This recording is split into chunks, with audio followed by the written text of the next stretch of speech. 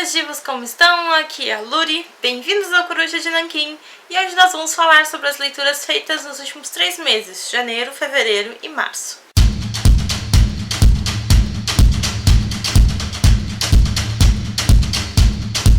O que aconteceu nos últimos meses? Eu gravei os vídeos de leituras, só que eu esquecia de postar. E eu não tive tempo de editar, e eu não tinha tempo, e é um vídeo datado, e não é um vídeo datado. E aí eu mandei tudo se catar, deletei tudo e resolvi fazer um só. Agora vocês vão ter um vídeo de, sei lá, 10 minutos de eu falando de vários livros dos últimos meses. Mentira, não li tanto. Eu vou falar mais ou menos na ordem em que foi feitas as leituras. Eu tenho mais ou menos anotadinho e eu espero que vocês gostem. Ok. No último episódio do vídeo de leituras, eu estava lendo Maldita, do Chuck Palahniuk. E eu li bastante do livro, mas ele ficou um saco. Sério. O livro estava ótimo, a Madison estava detonando todo mundo, eu estava apaixonada por essa mulher, e aí ele começou a ir pro passado. Só que ele não foi só pro passado. Ele foi pro passado de uma maneira que te faz dormir. Uma maneira que te faz desistir de estar vivo. E já tava um calorão do inferno, e aí eu mandei o livro pro inferno, porque não dava mais pra ficar lendo esse livro. Então, livro pausado, na página 125. Logo em seguida, conforme TBR, eu tinha que ler Deuses Americanos, do Neil Gaiman, só que eu já tava de saco cheio de um livro e eu não queria ficar de saco cheio de um outro livro que eu tenho quase certeza que é tão maçante quanto o primeiro. Então eu suicidei a TBR. Matei ela, trucidei ela, ela não volta tão cedo. Então, eu resolvi pegar um livro que já estava parado na minha estante faz um tempão, que faltava umas 150 páginas para eu terminar, então eu resolvi pegar ele, que foi Invisível, do David Levithan e Andrea Cremer. Essa iluminação acabou de ferrar toda a vista de vocês, né? Acabou que eu terminei essa leitura, eu não curti tanto. David Levithan junto com qualquer um outro autor não dá muito certo. Eu não sei se é o impacto de ideias, se eles são meio que obrigados a escreverem juntos, se um consome o outro, mas o livro não fica bom. Não fica mesmo bom. Esse livro conta a história do Stephen, que ele nasceu invisível. Ninguém consegue ver ele, nem a mãe dele via ele. Hoje em dia ele mora sozinho num apartamento porque a mãe dele faleceu e o pai dele já tinha abandonado a casa há muito tempo. Ele só sustenta o Stephen. E um dia, ele voltando da rua, ele tá entrando no apartamento dele e aí de repente a vizinha nova dele vira e olha e diz oi. Uma coisa que ninguém nunca tinha feito, já que ninguém enxerga ele, mas ela enxerga. E o que parece ser um YA lindo e de romancinho, etc., se torna um livro um pouco mais fantasioso, envolvendo magias, envolvendo feitiços, envolvendo muita coisa. Muita coisa. E acabou que se esculhambou tudo no final. E aí acabei que eu não gostei do livro. Fica a recomendação pra quem quiser tentar. Talvez seja só porque eu sou muito viciada na escrita do David Levithan, mas Andrea Cremer pra mim destruiu o que seria um ótimo livro. Sei lá.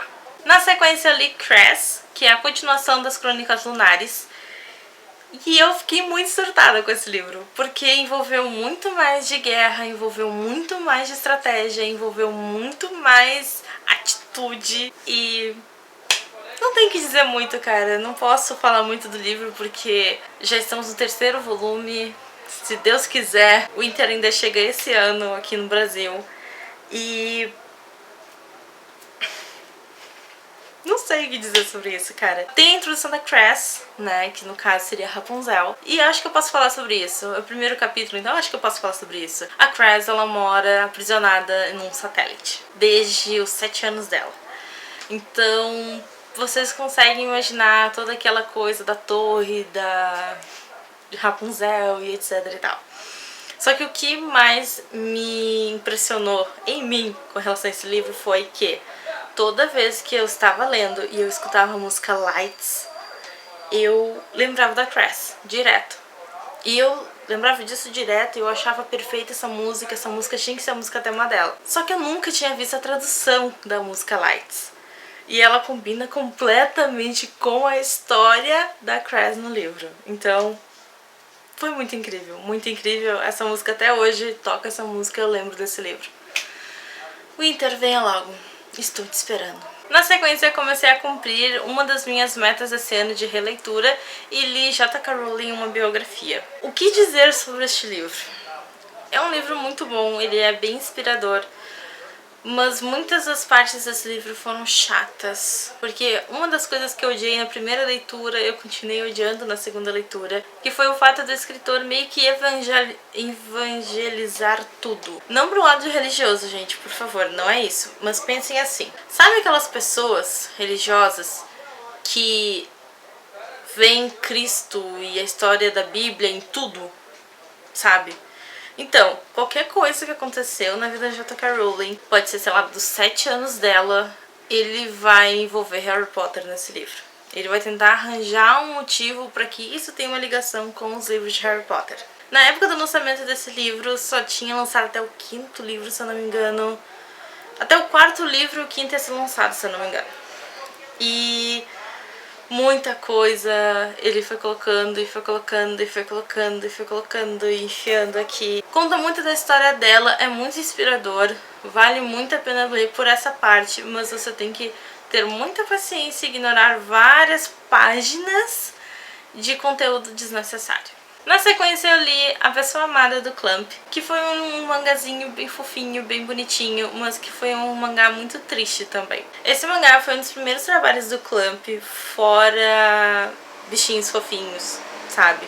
Primeiro mangá que tem traços e desenhos de pessoas adultas, de vidas pseudo-normais. Deixa eu mostrar pra vocês aqui. Ele fala, cada capítulo é a história de uma dessas mocinhas. Isso deve ter sido desenhado, escrito, roteirizado, etc. lá pela década de 80, 90, se eu não me engano. Foi em 95. E é triste. Por que é triste? Porque muitas das histórias que elas colocaram aqui são de relacionamentos com outros caras, ou algum relacionamento amoroso que uma dessas garotas tinha. E na maioria desses casos, as meninas meio que se subjugavam aos caras.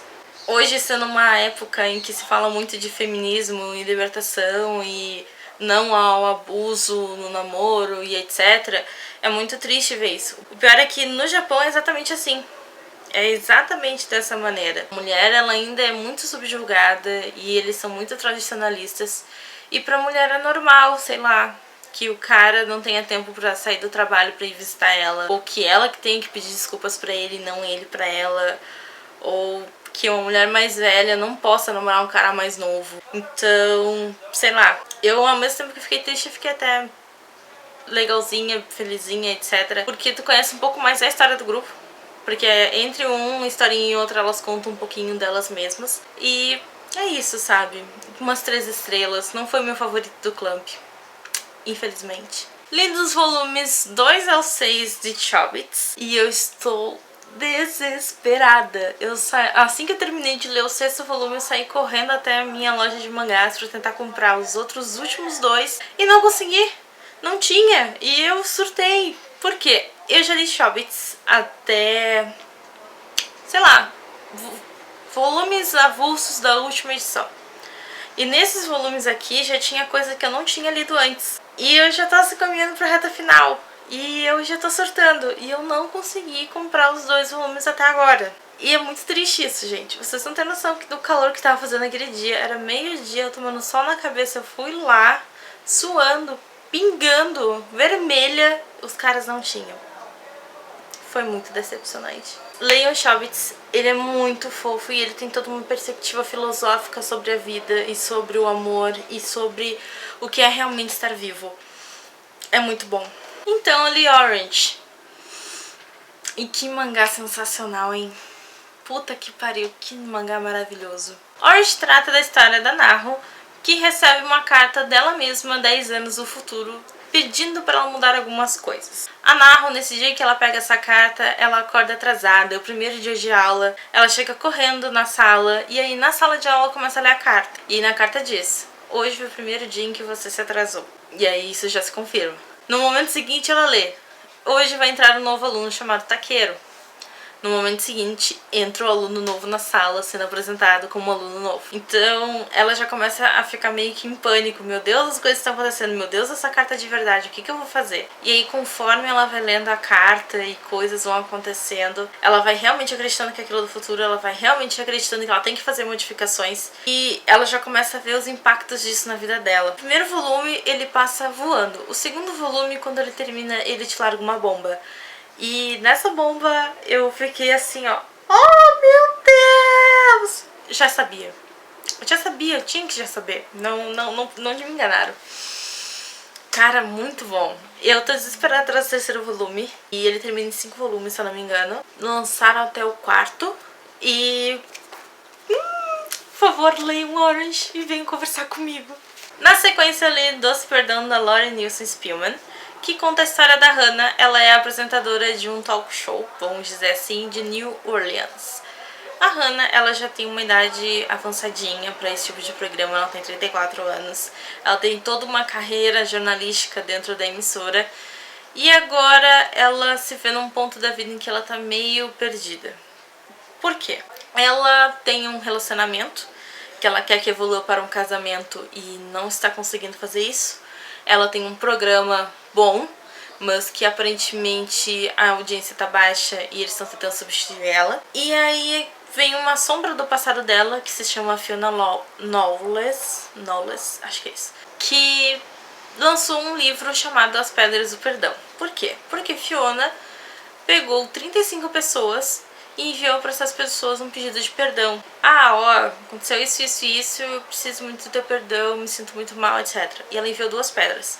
Uma é pra pessoa ficar, pra ela ser perdoada, e a outra ela envia... Uma, quando ela perdoar a pessoa, ela envia a pedra de volta, e a outra pedra ela manda para uma pessoa para que essa pessoa perdoe ela, no caso, o receptor da pedra. Tá confuso, eu sei, se acostume. E dessa distribuição de 35 cartas em um ano se tornou 168 mil pessoas com as pedras. Muita gente. E uma das pessoas que foi a primeira a receber esse conjunto de pedras foi a Hannah. Então isso tá mexendo muito com ela. E isso começa a revirar o passado dela. E aí no meio disso tudo vem uma proposta de emprego. E aí ela não sabe o que fazer. E ela resolve criar um quadro pro programa que talvez não exista, que envolva a Fiona e a mãe dela, porque ela tem um problema com a mãe dela. Só que, tipo, pra ela, assim, é só uma ideia de programa. E depois isso acaba evoluindo pra um problemão. Não é um livro tão chato quanto eu tô fazendo parecer. Mas ele é um livro um pouquinho mais lentinho, bobinho, etc. Porque é um chiclete. É um livro que te ensina algumas coisas. Tem umas frases de impacto maravilhosas, se você quiser colocar no seu Facebook. E eu recomendo. É uma leitura válida. Bobinha, mas válida. E é daqueles livros que no final ele... foi bom. E o último livro que eu tenho pra mostrar pra vocês é O Outro Dia, a História de Rhiannon, do David Levitan. Meu Deus, que livro bom. O Outro Dia é meio que um segundo ponto de vista do Todo Dia, que foi lançado o ano passado, ano retrasado, uma coisa assim. Na realidade ele foi lançado há um bom tempo já, mas ele estourou ano passado. É, mais ou menos isso. O Outro Dia ele vai contar o lado da Rhiannon, que é uma personagem que aparece no Todo Dia, que é a personagem pela qual o A se apaixona. E aqui tu vendo o ponto de vista dela, tu vê como ela se sente com relação ao A, como ela se sente com relação ao namoro dela, como ela se sente com relação à vida. Cara, que livro bom. Ele faz tu ter o toque de serendipidade que você precisa ter. Sério. A Rhiannon, ela vive num relacionamento abusivo, ela tem vários problemas com a família, e ela se auto-sabota demais. Tu não consegue não se identificar com ela. Uma ou duas coisinhas tu vai sempre se identificar com ela. Eu indico, vou fazer resenha dele junto com o Todo Dia, pra que daí vocês consigam compreender o porquê dessa sensação maravilhosa que eu tô sentindo. E eu espero que vocês gostem. E essas foram todas as leituras que eu fiz nos últimos 3 meses. Eu espero que vocês tenham gostado desse vídeo. Aqui nos cards vão ficar alguns vídeos que talvez vocês gostem de assistir também. Se inscrevam aqui no canal e deixem seu like. Beijo todo mundo. Tchauzinho. Minha bateria vai morrer.